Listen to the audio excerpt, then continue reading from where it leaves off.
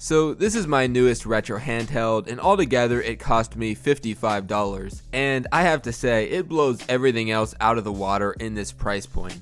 For $55, this thing can play Wii games, PS2, Gamecube, 3DS, and a lot more.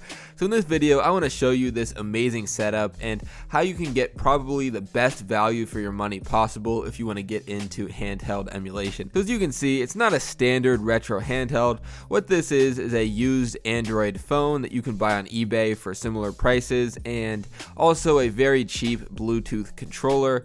And this is the BSP D3, which is probably the cheapest Bluetooth gamepad on the market. I got this for a little under $10, but you could get it on sale for around 10 or 12 or 13. I got it on a very big sale. And also, if you want to be super budget, you can get it for 50% off as a new user on Temu. They get 50% off all new users on their first order. So if you're interested in that, I'll talk about that at the end of the video and put some information in the description. And of course, it's paired with the most important part, the LG G8 ThinQ, which is kind of a strange name, so I'm just going to call it the LG G8 for the rest of the video. And I got that on eBay for around $45. And you can get them for about $45 on eBay used still as well, sometimes a little bit more, sometimes a little bit less. And as you can see, there is a little bit of cosmetic damage on this phone, which I did intentionally because you can get a better price if you get one with a few cracks on the screen. As you'll see later in the video, it's not really that noticeable when you're playing the game itself, but if that's something you want to avoid, you can pay an extra $15, $20, $25 or so and get one that don't have these noticeable cracks on the screen if that's something that bothers you a lot. But for me, I wanted to go the lowest price possible and still get a good experience, so I found this to be pretty tolerable and really unnoticeable during actual gameplay. So if you buy one of these used on eBay, you're not going to get much, probably just the phone itself, maybe not even a charger. I assume you'll have one sitting around, it's USB-C. And then with the controller, you can get them in multiple colors. I chose black just because I thought it looked good with a phone. It makes it look like a cohesive one-piece thing and not just a phone with a Bluetooth controller. So looking at the controller, it's pretty self-explanatory. It's one of the controllers where it extends outwards, you put the phone in the middle, and then it clamps down on the phone and stays nice and snug inside. You can see you have two analog sticks, which for around $10 I was really impressed with. They're not absolutely perfect, but I haven't encountered any problems that make me think, nah, I want to upgrade to something more expensive. I'm very impressed with them for the price, as well as standard AB XY buttons, right and left bumpers, right and left triggers, two buttons on the back. And then the only one point where I'm not super happy with it, you do not get an actual D-pad. Unfortunately, you just get up, down, right and left buttons, which for most games I didn't really care that much and didn't affect any gameplay whatsoever. And for a few more dollars, if that bothers you, there's similar controllers out there that you can get that do have a D-pad, but as you'll see, for most games it's not really that big of a deal. So turning the phone on, I decided to put all of my emulators and the front end, which we'll talk about in a second, all in one folder, and I set my front end, which is Daijisho, to home in my Android settings. So right when I power the phone on, it goes right into my front end. It makes it feel less like a repurposed phone and more like an actual handheld dedicated for gaming. And I really like that, and I found that it helped a lot with that feeling of just using a repurposed phone, because that's a big problem in other videos where people talk about buying a used phone and a Bluetooth controller instead of buying an expensive handheld. People say, yeah, that works, but I don't want to feel like I have a repurposed phone, or I don't want to feel like I'm just using my normal day-to-day smartphone that I always use as a handheld gaming system. I just want something dedicated strictly to gaming and that doesn't feel like something just repurposed and not actually made for gaming. And I found this helped with that a little bit. And looking at the front end, which is Daijisho and is completely free, all the emulators I'm using in this video are completely free. Daijisho looks great, and there's even more customization options you can do to set it up however you want, make it look a little better. This is the default appearance settings, I believe. I think I just turned it to dark mode and didn't mess with anything else. And I'm not going to go in depth with Daijisho here or really anything with emulation. I just want to show you guys this as a proof of concept, showing you can get really great emulation for a super cheap price. So just looking here, you can add in whatever console you want to emulate. They have a list of everything imaginable on there. You can add them and remove them. And what this is it's not emulators themselves. You have to download the emulator separately, either from the Google Play Store, or some of them you can just download them from the internet, from Google Chrome, and go to the website and download the APK. So then Daijisho automatically finds your emulators, and then you just need to go in and set the folder where you're storing your ROMs for that specific console, and it'll pull all the box art for you automatically. It's so great because it gives you an awesome looking menu with very little effort. You can have it all set up in 10-15 minutes depending on what you're trying to do. I should mention that the LG G8 supports microSD cards up to 2 terabytes apparently, so you're not going to have any problems with fitting all of your games on there. I didn't use any expandable storage here. I'm not done migrating my entire collection over, but you can still fit a lot of Wii games, PS2 games, Gamecube games, 3DS, whatever you want to emulate, even the ROMs that are bigger file sizes. You can fit quite a few on the 128 gigabytes that comes with this phone internally, and again, you have the option to put in a microSD card if you'd like. So anyway, you just click on the console and then click on whichever game you want to play, and it'll load right into that emulator and start playing for you. So let's get into the emulation, first looking at the Wii. So for the Wii, everything worked really good. I'm of course using Dolphin emulator, which is both for the Wii and the Gamecube. So for the Wii side of things, yeah, like I said, everything worked great. You can see right here I'm playing Mario Kart Wii, and usually you do have to play this at native 1x resolution.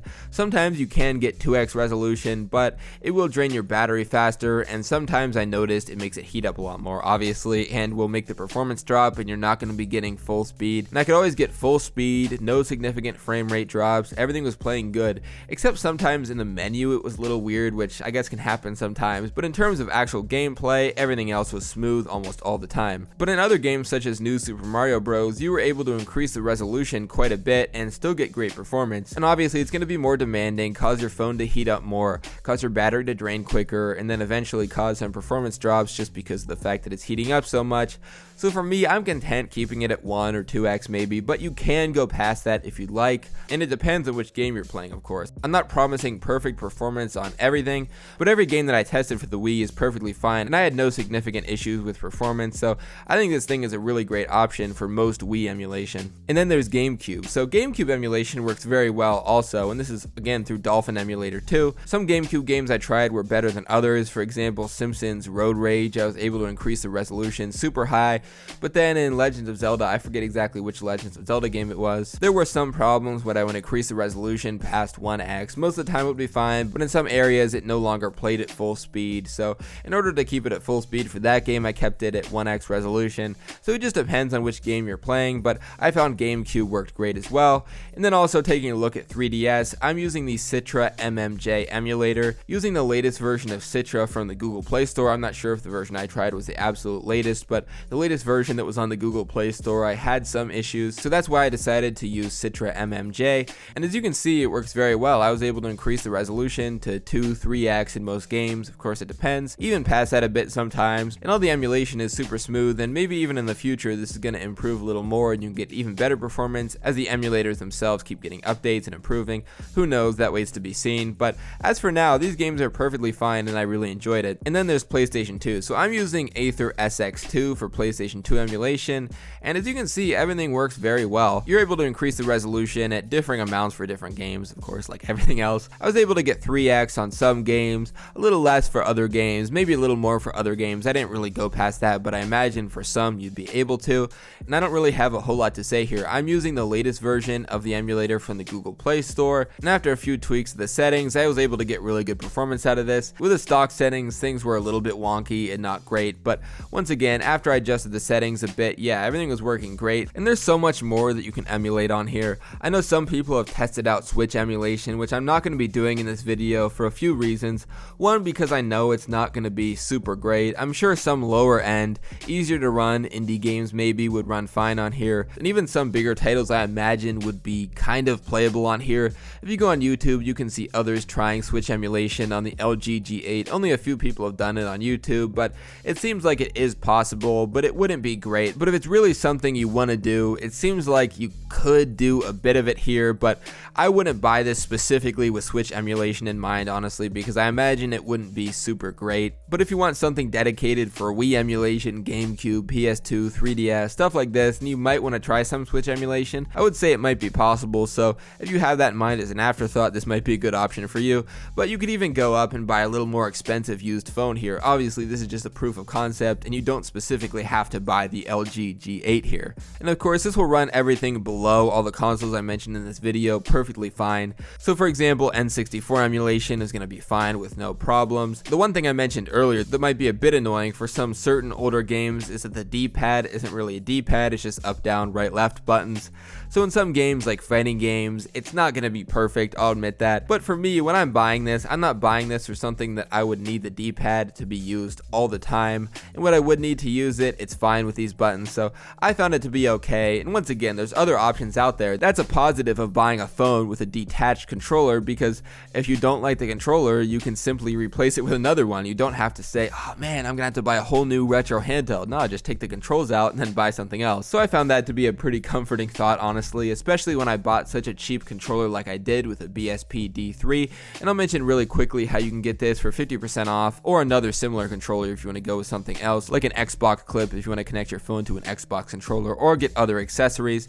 If you're a new user to Temu, they give you 50% off your first order as long as you place your order within 1 hour of downloading the Temu app. So what you just need to do is download Temu through the link in the description, and then buy the items you want through the link in the description as well as any other additional items through Temu. And then once you get to the checkout, you can enter in the code I'll provide down below in the description, and then you can get 50% off your entire order. So unfortunately, the LG G8 is not available on Temu, or else that 50% off discount would be extra big. So the way you get the LG G8 for such a cheap price is I bought mine on eBay. There's other places you can buy cheap phones, but I found eBay to be best for me, at least in the US. And what I did was I just went on eBay, looked up LG G8, went to buy it now, sort by lowest to highest, and found the cheapest ones available, and then just looked through those for ones that are working. Of course, I didn't care too much about stuff like a working camera or it being confined to a certain network, because I'm not going to be activating this phone. It's just going to be used on Wi-Fi for emulation. So I didn't care about that stuff. I really just cared about how the screen looked. If there's a few cracks, of course that's going to make it a lot cheaper, but as long as it's nothing that's so intrusive it ruins gameplay, I wanted to go with that, the cheapest thing I could find. And if you do that now, sometimes on desktop I found it didn't show the cheapest items. I don't know why that was, but when I went on my phone and searched eBay, it gave me an option to show some results that were hidden, which ended up being the best, cheapest phones. I don't know why they would do that, but if you can't find any super cheap LG G8s on eBay, yeah, I would try looking on your phone, because that was a little weird for me. I don't know if that's just for me or that's an issue everyone else is facing, but I just wanted to give you a quick tip. And I'll mention one more time, this is just a proof of concept. Obviously, there's older Android phones that you can buy used for very cheap in similar condition that you can get similar performance on for emulation. So this isn't just, of course, for the LG G8, but I like the LG G8 because it has a 6.1-inch OLED 1440p screen. You know, you can get it for around $45. It has a Snapdragon 855, 6GB of RAM, 128GB of internal storage, and a 3500 milliamp battery. So those are the specs of this phone, and I found that to be pretty impressive for $45. And from what I saw,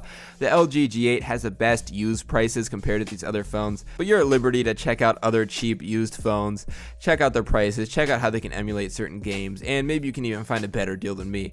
So if you enjoyed this video, I'd really appreciate it if you could leave a like and subscribe. I'll see you guys in the next video. Have a great rest of your day. Bye-bye.